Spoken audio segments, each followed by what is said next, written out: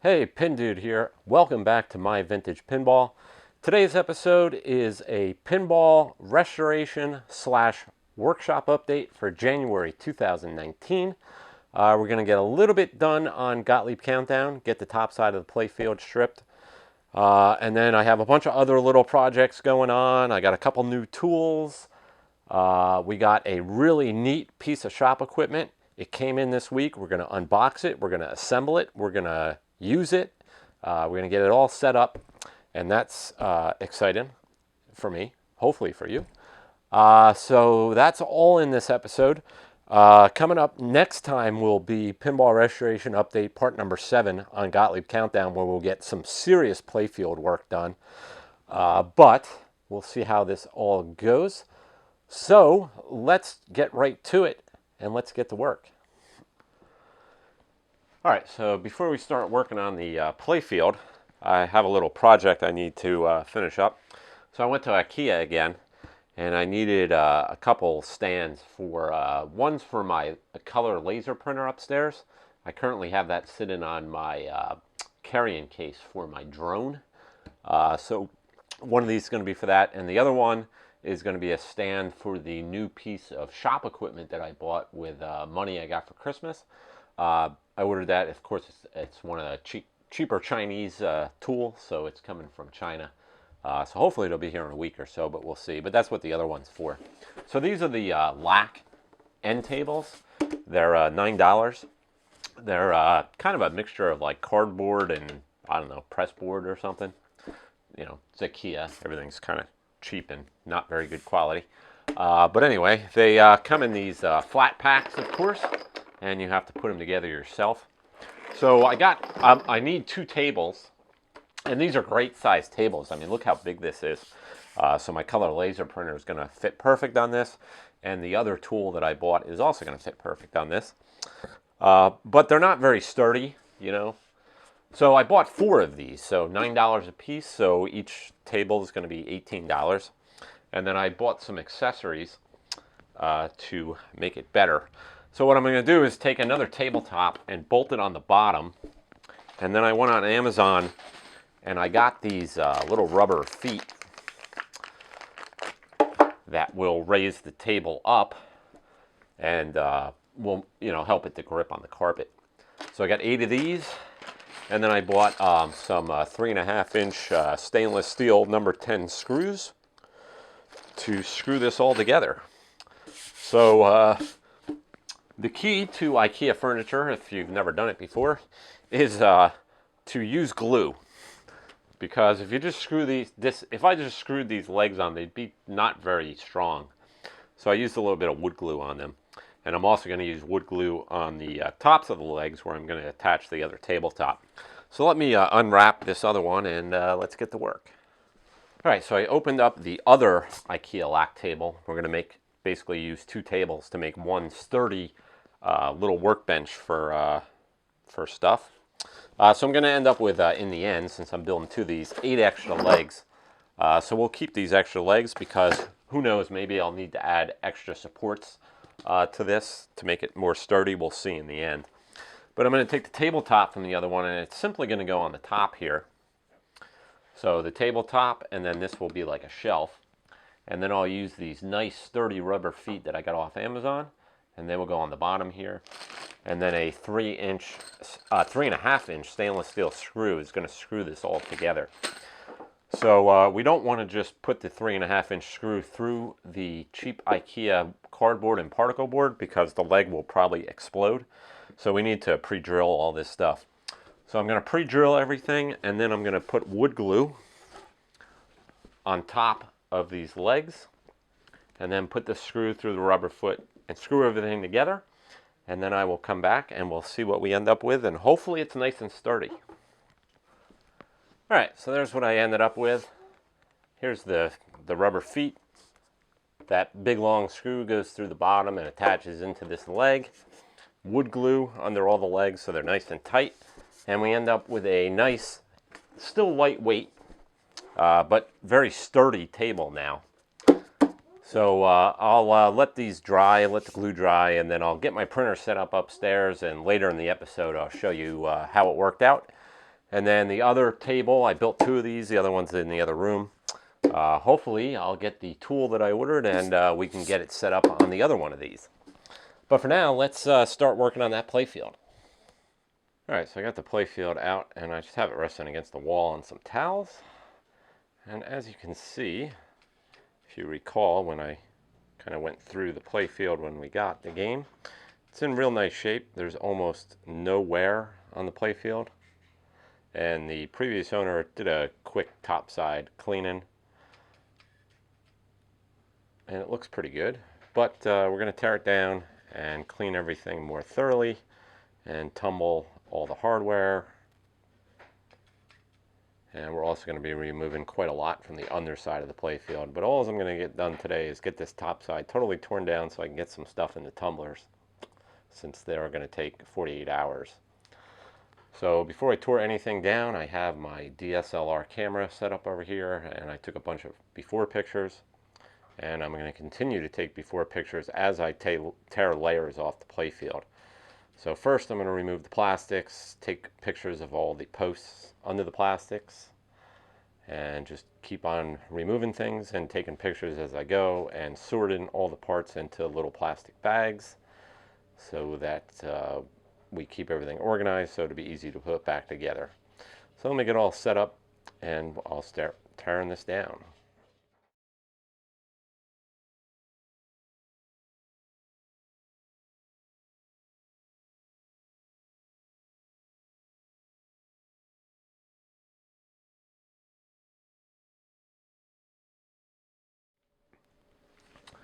All right, I just got the all the plastics off, and I wanted to mention that if you don't have one of these, pick one of these up. I got this from Marco.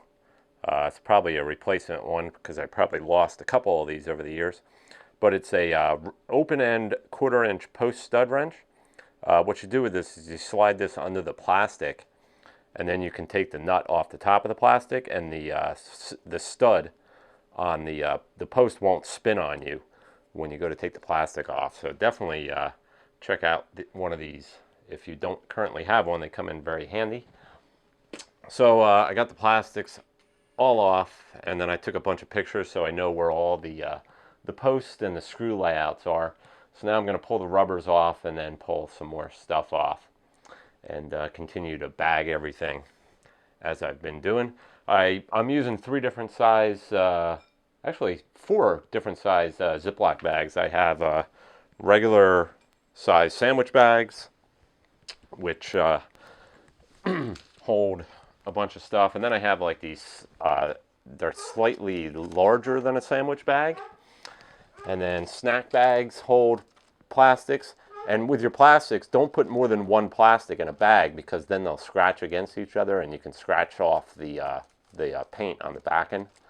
So I only put 1 plastic per Ziploc bag. And then I have gallon freezer bags for bigger things that don't fit in the smaller bags. And so I just took a bunch of pictures of this, so now I'm going to pull all the rubbers and the posts off. The other thing I noticed, and this is a problem on any early solid state game, these posts are wood screws and they just screw right into the playfield, and I'd say at least 50% of the ones I've checked so far are stripped out. So I'm either going to have to do the bamboo sticks glued into the playfield, or what I prefer to do is switch these posts to a machine thread post and put a T-nut on the bottom. But before you're able to do that, you got to look at where all the assemblies are underneath and see if that's even feasible to put a T-nut underneath. So that means I will have to order, because I don't know if I have enough machine thread posts. I know I have enough T-nuts because I think I bought like a box of 100 when I did Disco Fever. But we'll have to look into that when we get this on the rotisserie, where I can flip it back and forth real quick. So for now, we're just going to continue stripping the top side.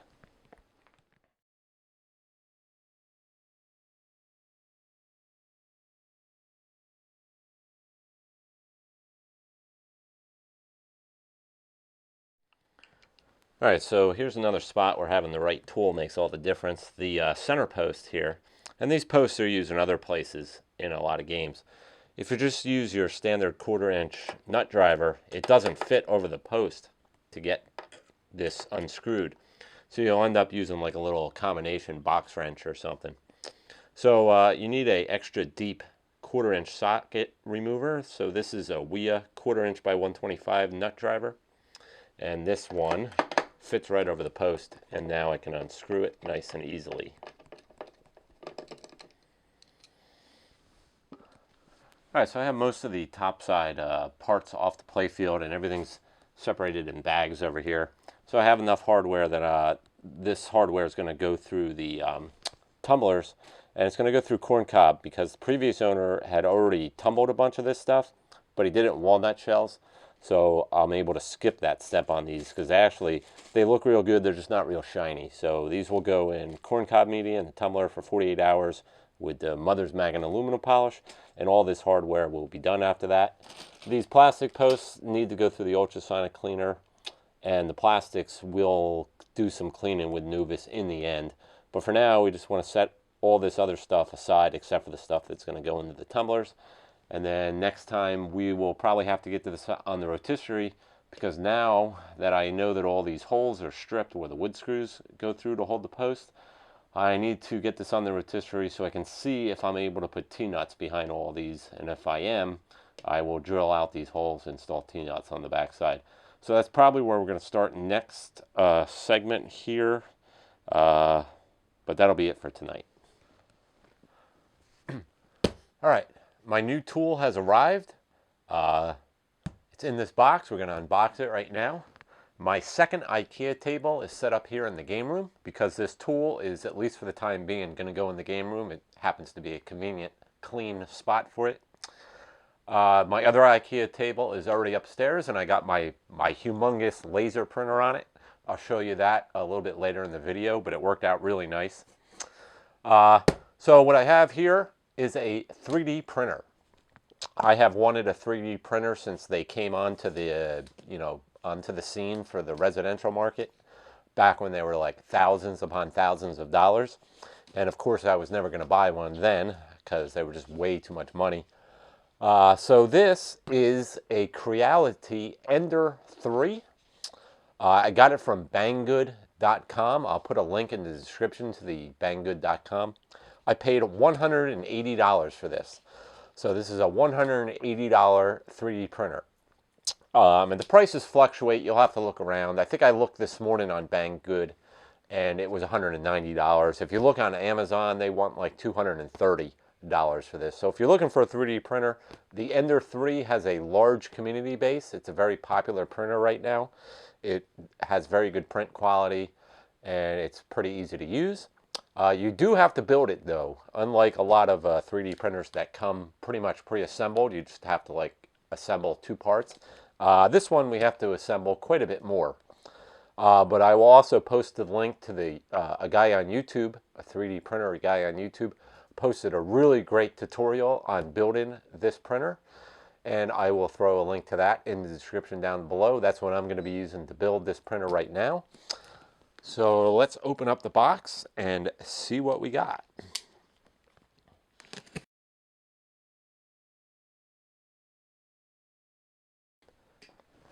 All right, so here's the printer in the box, and you can see it's all various pieces. The actual build plate and trolley assembly is all one piece. We don't have to do too much to that. But all the rails and everything, we have to build all of this. But it's not so bad, and it should probably take me, well, according to what I read, anywhere from an hour to 2 hours. It may take me longer. We'll see. So what I'm going to do is I'm going to watch the video tutorial that I talked about as I build it, and I'll come back and update stuff as I go. And eventually, we should have that printer set up here on the IKEA table in the workshop. And hopefully by the end of the video, we'll be starting a test print. So we'll see how it goes. So I will continue to pop back in as I get this thing built. Once again, this is the Creality Ender 3 3D printer, and I paid $180 for it. All right, the build video I was talking about on YouTube is from a user called Tomb of 3D Printed Horrors. It is an excellent build video. I've already watched it twice, so I was somewhat familiar with this before I started, and I'm going to be watching it again as I build it. I've also unboxed all the parts. So here is the actual build area. I believe it's 220 millimeters by 220 millimeters by 230 millimeters high. So it's a pretty sizable build area for your 3D prints. We have the power supply here, the rails, and all the other parts, the LCD and the control knob. So we need to assemble quite a lot of stuff. So I will check back in as I go here. But for now, what I'm going to be doing is I'm going to be watching the build video while I build this and make sure I get everything done correctly. And like I said, I will check in as I go. And hopefully, by the end of the video, hopefully we'll be test printing something. That's the plan. All right, I got it all built and assembled. It took a super long time. I'm talking like 3 to 3.5 hours, I think. Getting all these, getting everything measured correctly and getting everything square took a lot longer than I would have expected. But it is together. I had already turned it on and positioned all the switches in the 0 position, and that all worked. So now I just have to do the manual bed leveling, which I'll be doing with a piece of paper under the nozzle.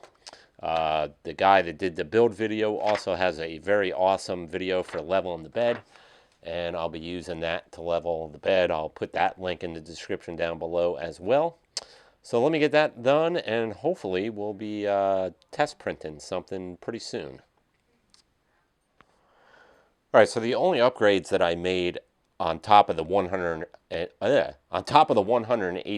that the printer is I replaced the Bowden tube fittings with better fittings. They cost like $3.98 for like a 4-pack or something. But that was highly suggested. And then the other thing I upgraded were the bed springs. These are the yellow bed springs. You get these on Amazon. The guy that did the video explains this. They're a lot stiffer than the stock ones. So once you get the bed leveled, this will help to keep the bed leveled for a long time so you don't have to keep fiddling with it. And those are the only 2 upgrades that I made. Everything else is completely stock as you see it. The only other thing I got was a micro SD to regular SD adapter, so I don't have to use the little tiny micro SDs. It's kind of hard to get to the slot here, and I like regular SD cards better anyway. So this was $6.99 on Amazon.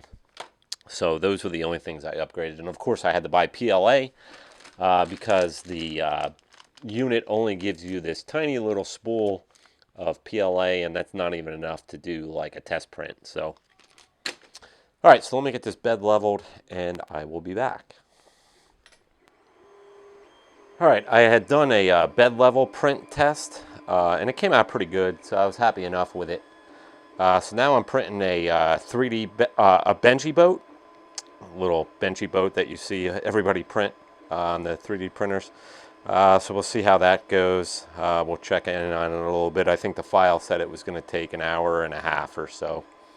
But the printer's up and working. Definitely some tweaks we're going to have to make.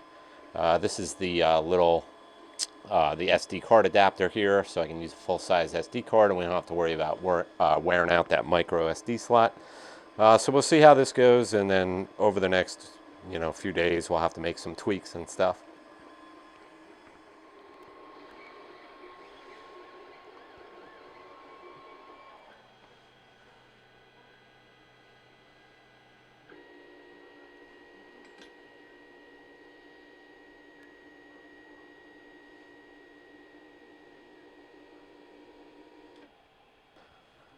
All right, so my first successful test print just came out. Benchy boat, of course. It didn't come out perfect. I have a couple settings and probably some adjustments on the machine to make. But overall, let's see if we can get this off the print bed here. There we go. Overall, it's not too bad. I'm pretty happy with that for a first print. At least we didn't have a print fail We didn't have any jams, but we did have some, I don't know if this is a setting problem or a little bit of tightness maybe in one of the axis, but not too shabby. Definitely worth $180 for this printer, that's for sure.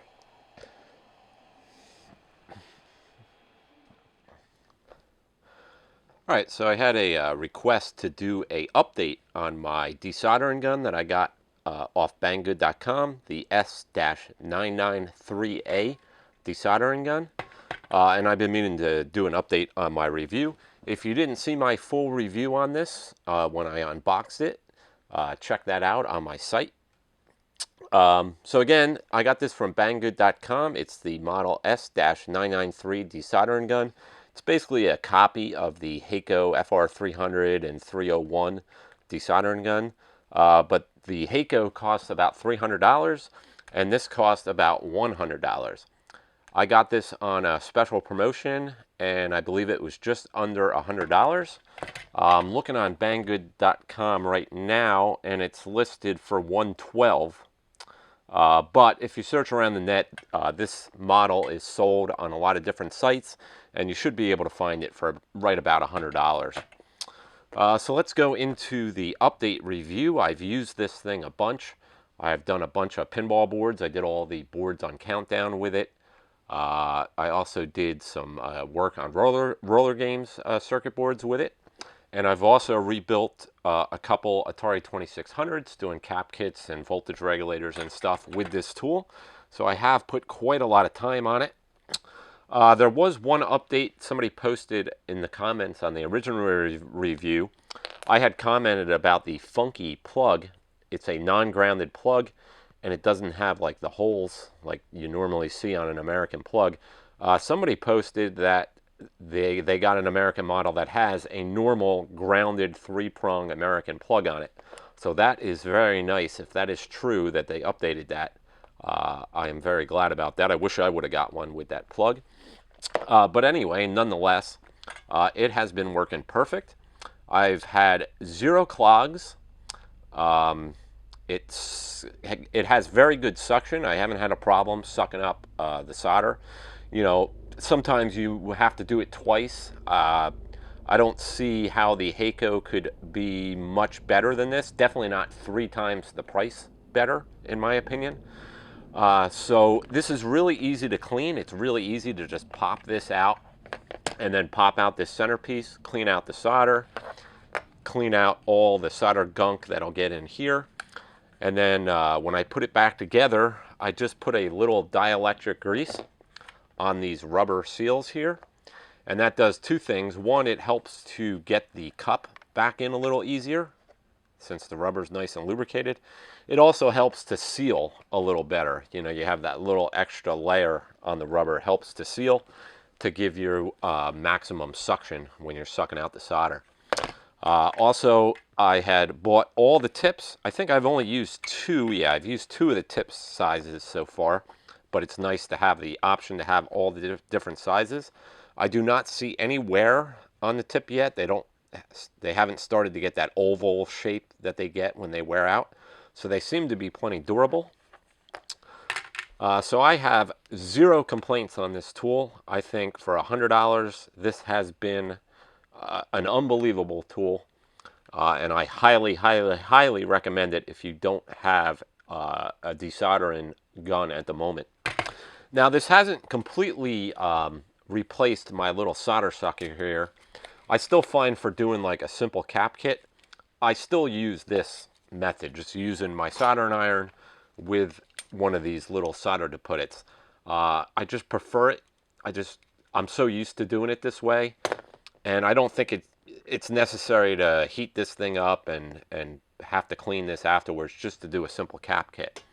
But when you have to replace a 23 pin or a 40 pin socket or a 40 pin chip on a circuit board, when I used to do it with this tool, it would take me easily 40 minutes to an hour to get the chip out.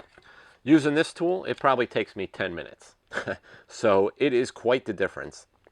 And so once again, banggood.com is where I got mine, but search the web, you'll find it all over the place. The S993A desoldering gun, cheap Chinese tool, but it works really, really, really good.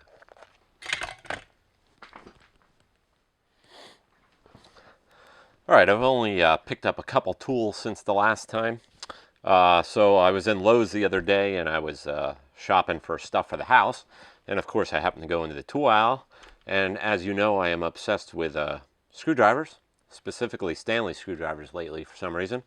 And I came across this one. This one's really nice. It's a ratchet screwdriver. It has a long shank. As you can see, this is my 6-in-1 Stanley. It's quite a bit longer. The other nice thing is this tip, a lot of times the bit will get stuck in the fastener, and then when you go to pull it out, the bit will get stuck in the fastener. So this has the added feature of a little lock quick disconnect here. So it really locks your bit in. So now your bit stays in the tool at all times. I really like that feature. Also, the long shank comes in really handy, like underneath playfields. You know, the pop bumper assemblies will be in the way. So a lot of times you'll need a longer shank. It is also really heavy. That's the other thing I like about my 6-in-1. It's got some nice weight to it and a nice thick grip. So this is a Stanley Fatmax. Nice thick grip, nice heavy weight to it. Really like it. So it's got the ratcheting for forward and reverse. You just flip this little collar here, and then the middle position is locked and it just works like a regular screwdriver. And then it comes with a bunch of bits and they store in the handle here. So there's all the bits that it comes with, some square drives, and then 2 sizes of flat and 2 sizes of Phillips. Really nice. It was like $12. So that was a really nice purchase. And then I was looking on the clearance bin and I came across this, which is a Cobalt Tools, which is the Lowe's brand of tools. It's a 1/4-inch bit kit.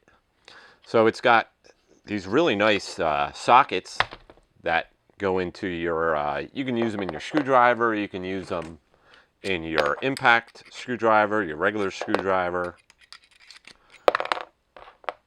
And it has both standard and metric sizes.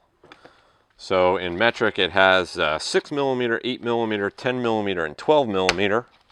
And in standard it has 1/4-inch, 5/16, 3/8, and 7/16. So that's real nice.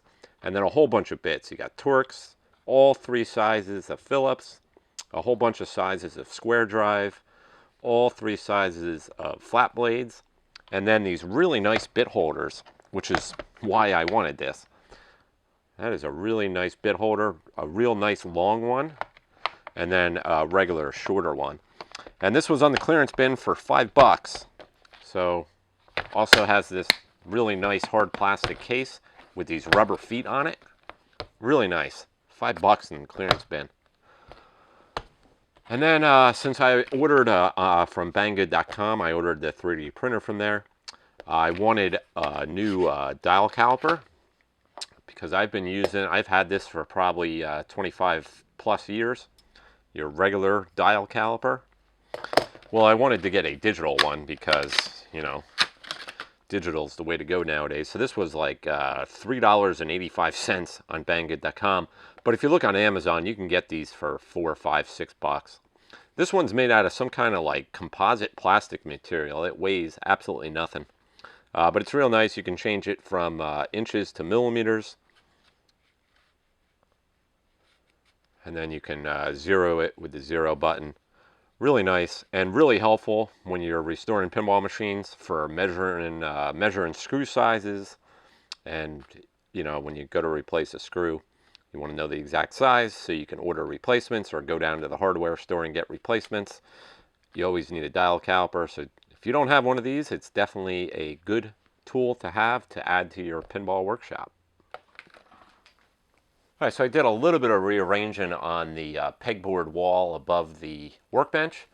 This was, I had my clipboard here that when I take playfields apart, that I write all my notes on it.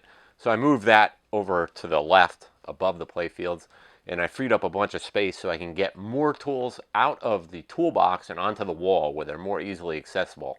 I found that that is a huge thing. You know, digging through a drawer to find a tool is so annoying and so time consuming. So the more stuff I can get up on the wall, the easier it is to access that tool, and it just makes it so much more enjoyable to be working in the workshop. So now I have my crimpers up on the wall. Here's my desoldering put it. Some more screwdrivers and pry bars and various things. My slip joint pliers, my plastic TV repair screwdrivers for working on arcade machines or Atari 2600s. And I also added another power strip. I got plugs everywhere. I already had, what, 4 power strips around the pinball workshop, and I'm running out of outlets. So I just added another one up here. So I have some more plugs for various chargers and stuff that I needed plugged in. And now that we have the 3D printer, there's all kinds of things I can print for pegboard accessories. So that is in the works, and I'm going to be adding some more pegboard material on what little free space I have left in the pinball workshop. Basically, any free space I have left, I'm going to be adding some more pegboard material, and we're going to be printing up some really cool pegboard accessories. So look forward to that in the coming months of the pinball workshop updates.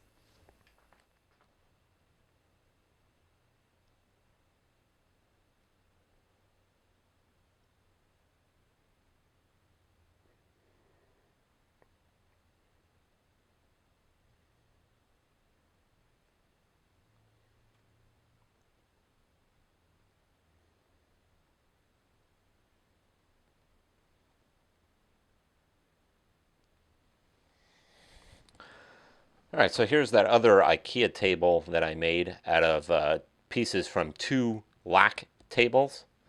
It's holding up my very heavy and very large.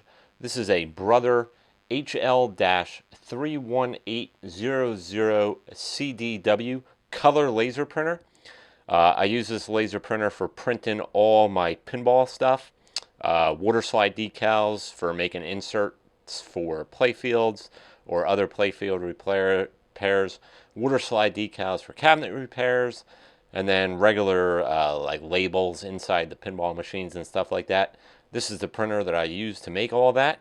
It's not a cheap printer. I think it's under 400, somewhere in the 350-ish range.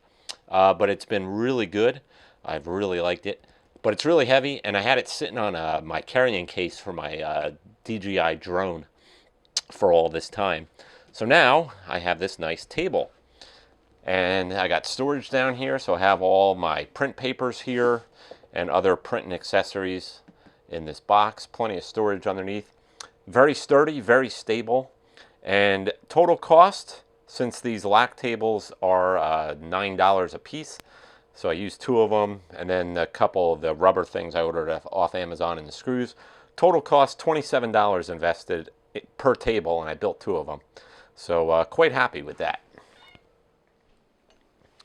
All right, so I've been playing with the 3D printer for the last few days, playing with settings both mechanically, making adjustments on the Ender 3 3D printer itself, and also in the software. I'm using Cura for my slicing software. So instead of just making various test prints, the only test print I did was the Benchy boat that I did at first. Printing all the accessories that you can print for the Ender 3. So I got like filament guides, a little drawer for the front, the LCD cover for the back of the LCD, a little tool tray that'll mount on the top, a bunch of various cable management things, belt protector. So we got that all printed, and now I'm going to get all this stuff installed on the Ender 3, and I'll show you that when I get it done. All right, got a bunch of all the parts that I printed on the printer. Here's that little tool tray. Got all the tools. These are all the tools that came with the 3D printer, so they all have a spot. Got this filament arm here to keep the filament in a nice arc going into the extruder. Got our SD card reader mounted in this nice little mount here, our fan guard. This nice little drawer for putting stuff in that fills the dead area between here. Little belt cover, and then there's a bunch of cable management clips that I printed. that really neatened up all the wiring. So it came out real good. I think we're ready to print some real stuff now, and hopefully I'll show you that stuff that I print for the Pinball Workshop in the next Pinball Workshop update. All right, so when we start the next episode on Gottlieb Countdown Restoration Update Part number 7, we'll be starting with dealing with the stripped holes that we found in the playfield. All the post holes are stripped due to these being wood screws. You see this on all electromechanical games and early solid state games. All the posts are just held in with these wood screws screwed into the wood of the playfield. And of course you have a steel ball hit in the post, and it kind of makes this wiggle, which eggs out the hole, and then the post is just, it won't tighten up anymore. So the method I like to use is I have all of these T-nuts left over from a box that I bought when I did Disco Fever. So this is a 6/32 T-nut, and we're going to replace the wood screw post with a machine screw post. So this will get, we're going to have to drill out the hole, and then this will get inserted into the bottom of the playfield, and these little teeth will dig into the playfield, and then the post will screw into that. And now, just like a more modern pinball machine, we have a solid connection all the way through the playfield, and those posts will never strip out again, and it will be one happy pinball machine. So that's where we'll start next week when we get that episode up. So that'll do it for this episode, so let's wrap it up. All right, so there you have it, our little pinball restoration / workshop update for January 2019. Hope you enjoyed the episode. We got a countdown, at least the top side of the playfield cleared. We found out we have an issue with all those strip post holes, which is expected for this vintage of game. So it's just going to take some time and a little bit of money. I need to buy some posts to fix, no big deal. In the meanwhile, over the last few days, I've been tumbling all of the hardware that we took off the top side of the playfield, so that'll be all bagged and ready to go when we go to reassemble the playfield. Also, we got that 3D printer up and running and printing pretty good. Have a couple tweaks I still need to make on it before I would call my prints coming out great. But it's a great little 3D printer for $180. Definitely highly suggested if you've been thinking of getting a 3D printer for a long time like I have. Also a couple new tools for the shop, and the main thing is getting the pegboard organized even better than I've had it. And like I mentioned, I'm going to be going down to Lowe's probably in a week or two to get some more pieces of pegboard, and we're going to print up some really neat pegboard accessories and add more stuff to the walls in here. And the walls are already getting pretty jam-packed, but really happy with the way the Pinball Workshop has been progressing over the last year. So that'll do it. I want to thank you for watching. Check me out on Facebook, My Vintage Pinball, starring Pin Dude. I am Pin Dude. This is My Vintage Pinball, and I will see you next time.